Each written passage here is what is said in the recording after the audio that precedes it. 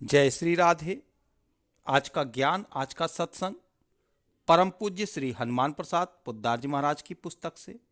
परम पूज्य कहते हैं, यदि हम अपने जीवन का उत्थान चाहें, प्रगति चाहें, तो हमें त्याग करना पड़ेगा। सांसारिक उन्नति भी बिना त्याग के नहीं होती।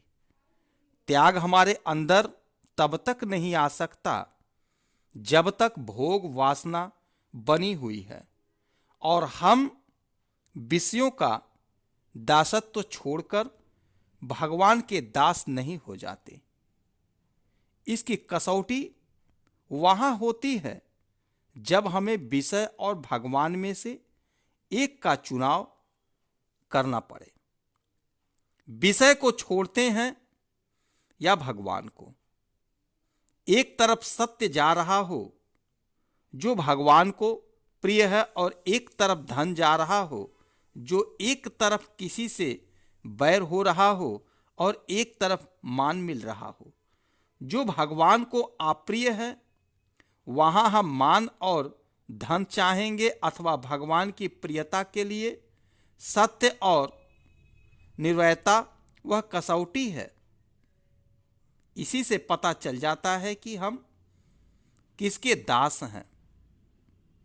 यह प्रश्न महाराज हरिश्चंद्र के सामने आया तो उन्होंने सत्य के लिए राज्य को त्याग दिया और अपने को डोम के हाथों बेच दिया।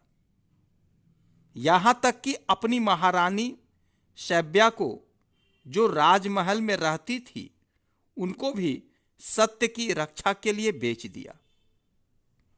सत्य की रक्षा के लिए बेच दिया। परिणामतः उनको उसी जन्म में भगवान की प्राप्ति हो गई। उनका राजकुमार रोहिताश्व वह कहां बिकता, वह कहां बिकता। बेचारा मां के साथ गया, वह भी खरीदार की मेहरबानी पर। बाद में बच्चे की सांप काटने से मृत्यु हो गई और अभी कुछ दिन पहले जो राजरानी थी, उनके पास बच्चे के लिए कफन भी नहीं। तन पर फटी साड़ी के अलावा कोई वस्त्र नहीं। खाने के लिए मालिक के यहां से प्राप्त रूखे सूखे अन्न के अलावा कोई सामान नहीं। उनके पास रुपए नहीं जिनसे बाजार से कोई वस्तु खरीद सके।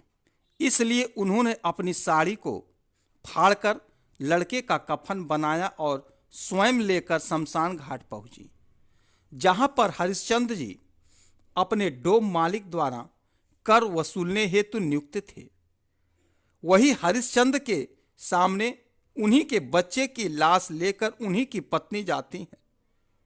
इस पर हरिश्चंद्र जी कहते हैं, बिना कर दिए तुम 100 जला नहीं सकती।